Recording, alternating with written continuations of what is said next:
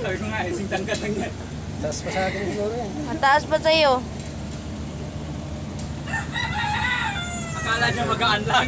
Kala ko maganda. Nahirapan nga si Michael. Ako nga sabi, akala niya magaan lang doon. Lasan ko. Pagdating dito, sige. Anuhin ko. Sabi, ay, tiga. Ika talaga niyan. Isa lang no? Yan lang? Yan lang.